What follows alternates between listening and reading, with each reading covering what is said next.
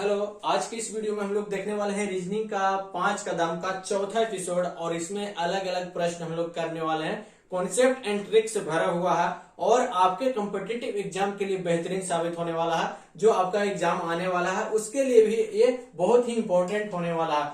आज का पहला सवाल देखिए, आपके सामने ये रहा। क्या है? आप पहले प्रश्न पढ़िए, उसके बाद आंसर बनाइएगा। निम्नलिखित चित्रों में से एक ही पासे को तीन विभिन्न स्थितियां दिखलाई गई है। लाल पृष्ठ के विपरीत कौन सा अंक होगा? तो कोई दो ले लेना है हमको जिसमें एक कॉमन मिल रहा है। अगर देखिए कि कोई एक कॉमन कौन सा मिल रहा है, इसमें काला मिल रहा है और कोई कॉमन नहीं मिल रहा तो ले लेंगे। दो कॉमन मिलेगा तो उसको नहीं लेंगे। फिर देखेंगे अगला को, तो दो कॉमन मिल रहा है हमको, इसमें एक कॉमन मिल रहा है तो कॉमन वाला को हम लोग लिखेंगे काला। उसके बाद एक कॉमन मिल रहा है, उसके बाद इस स्थिति में लिखेंगे जिस स्थिति में घड़ी चलता है, और एक कॉमन मिल रहा है इसको भी स्थिति में लिखेंगे जैसे घड़ी चलता है। तो काला को काला सामने लिखेंगे जी। उसके बाद पहला क्या है, काला के बाद आपका पीला आ जाएगा। क्या आ जाएगा? काला के बाद पीला आ जाएगा। उसके बाद क्या आ जाएगा आपका? सफेद। सफेद है। उसके बाद यहाँ देखिए काला के बाद लाल। उसके बाद क्या आ जाएगा? हरा। अब निकालिए कि लाल पृष्ठ के विपरीत कौन सा अंक होगा। तो लाल पृष्ठ के विपरीत आपका क्या हो जाएगा? पीला हो जाएगा। पूछता है पीला के विपरीत कौन हो जाता है? लाल। सफेद के विपरीत क्या हो जाएगा? हरा। हरा के विपरीत सफेद। यहाँ पे काला के विपरीत तो अगला क्या है? भूरा। तो यहाँ क्या आ जाएगा? काला के विपरीत भूरा, भूरा के विपरीत काला। तो इस तरह से आंसर हमारा जो हो जाएगा ऑप्शन सी, पीला। ठीक है, कोई एक कॉमन ले लेना है और उसको क्लॉक वाइज में जिस तरह से घड़ी चलता है वैसे कर देना है। यानी कि काला को लिखें, उसके बाद पीला, उसके बाद सफेद, काला पीला सफेद, उसके बाद काला लाल हरा, काला लाल हरा। तो जिसका जिसका जो सामने है वो उसका विपरीत है। ठीक है, अगला प्रश्न आपके सामने ये रहा। चलिए अगला प्रश्न आपके सामने ब्लड रिलेशन से है जी। चलिए बहुत ही अच्छा सवाल है। एक लड़के की ओर इशारा करते हुए सुनीता ने कहा, वह मेरे दादाजी के अकेले पुत्र का पुत्र है। बताए कि लड़का सुनीता से किस प्रकार के संबंध है। हम क्या करेंगे, मेल को क्या करेंगे पॉजिटिव से लिखेंगे और फीमेल को क्या करेंगे हम लोग नेगेटिव से दर्शाते हैं। चलिए, एक लड़के की ओर इशारा करते हुए सुनीता ने कहा, वह मेरे दादाजी के, यानी कि वह मेरे दादाजी के, तो यहाँ क्या आ जाएगा? सुनीता। सुनीता के पापा यहाँ पे, और इसके दादा क्या हो जाएगा? यहाँ पे पापा के पापा यानी कि दादा। वह मेरे दादाजी के, वह मेरे दादाजी के अकेले पुत्र यानी कि इकलौता पुत्र, यानी कि सुनीता के पापा का पुत्र है। का पुत्र है कौन? वह लड़का। क्या पुत्र है? वह लड़का। सुनीता के क्या हो जाएगा जी?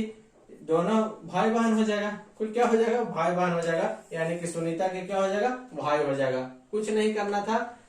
एक लड़का की ओर इशारा करते हुए सुनीता ने कहा है कि वह मेरे दादाजी के, तो सुनीता के पापा, उसके बाद यहाँ पे दादा। तो सुनीता के दादा का अकेले पुत्र यानी कि पापा सुनीता का, उसका पुत्र यानी कि सुनीता का भाई क्या हो जाएगा? भाई हो जाएगा। तो यहाँ पे आंसर क्या हो जाएगा? आपका भाई हो जाएगा। अगला देखिए, बहुत ही अच्छा प्रश्न आपके सामने ये रहा। चलिए, 6 व्यक्ति A B C D E F, दो पंक्तियों में प्रत्येक में 3 व्यक्ति बैठते हैं। दो पंक्ति है जी, एक पंक्ति दो पंक्ति, 3 व्यक्ति को बैठना है। यानी कि चलिए 1 2 3 बैठेंगे, 1 2 3 बैठेंगे। चलिए, यदि ई किसी पंक्ति के अंत में नहीं है, ई है जो किसी पंक्ति के अंत में नहीं है, न यहाँ होगा, न यहाँ, न यहाँ, न यहाँ, अंत में नहीं होगा, बीच में होगा ई। ठीक है, डी एफ के बाएं एक को छोड़कर है। डी है जो एफ के बाएं, यानी कि एफ के बाएं क्या है? डी है, एक को छोड़कर। चलिए हो गया ना। डी है जो एफ के बाएं, तो एफ इधर की ओर बैठा हुआ, तो एफ के बाएं किधर होगा? इधर, एक को छोड़कर तो यहाँ आ जाएगा। आगे पढ़िए, सी एवं ई अलग अलग बैठे हुए हैं, तो सी ई कॉम्बिनेशन यहाँ से नहीं निकल रहा, इसके लिए इसको होल्ड रखते हैं। आगे पढ़िए, सी डी के विकर्णता सामने बैठे हुए हैं। सी डी के विकर्ण, तो डी के विकर्ण कहाँ जाएगा? विकर्ण यहाँ आ जाएगा। सी के विकर्ण, एफ के विकर्ण यहाँ। चलिए सामने बैठे हुए हैं। बी एवं एफ अलग अलग बैठे हुए हैं। बी एवं एफ अगल बगल बैठे हुए हैं, तो बी एफ यहाँ है तो बी कहाँ बैठेगा? यहाँ बैठेगा। अब कह रहा है सी एवं ई के अगल बैठे हुए हैं, सी है जो ई के बगल में बैठे हुए हैं, तो यहाँ ई हो जाएगा। और ई ऐसे भी बोल रहा था कि किसी पंक्ति के लास्ट में नहीं है ई, तो बच गया कौन, ए, तो एक यहाँ बैठ जाएगा। आप सवाल पढ़िए, बी के सामने कौन बैठा हुआ है, बी के सामने कौन बैठा हुआ है, ये देखिए तो यहाँ से बी के सामने कौन है, ई है सर, तो ऑप्शन क्या हो जाएगा, बी, यानी कि ई है। बी के सामने कौन बैठा हुआ है, ई है। तो इस तरह का सवाल हम लोग आसानी तरीके से ऐसे करते हैं। आपको बनाना होगा कि कौन किसके सामने है, कौन किसके अगल में है, कौन किसके बगल में है, कौन अंतिम में नहीं बैठा हुआ है, ऐसा सवाल नहीं आता है और आपको फंसाएगा।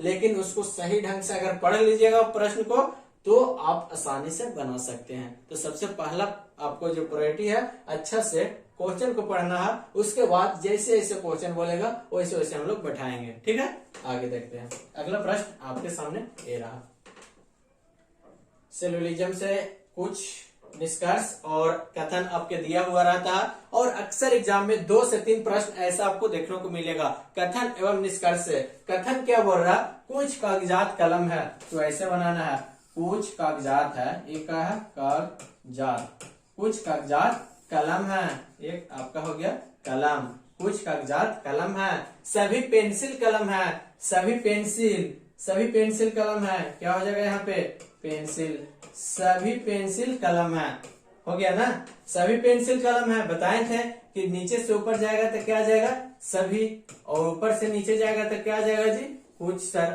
कुछ आ जाएगा। अब निष्कर्ष पढ़िए, कुछ कलम पेंसिल है, कुछ कलम पेंसिल है, बिल्कुल है जी है। कुछ कलम कागजात है, कुछ कलम कागजात है, कुछ कलम कागजात है, यस है, देखिए तो कुछ कलम कागजात है ना।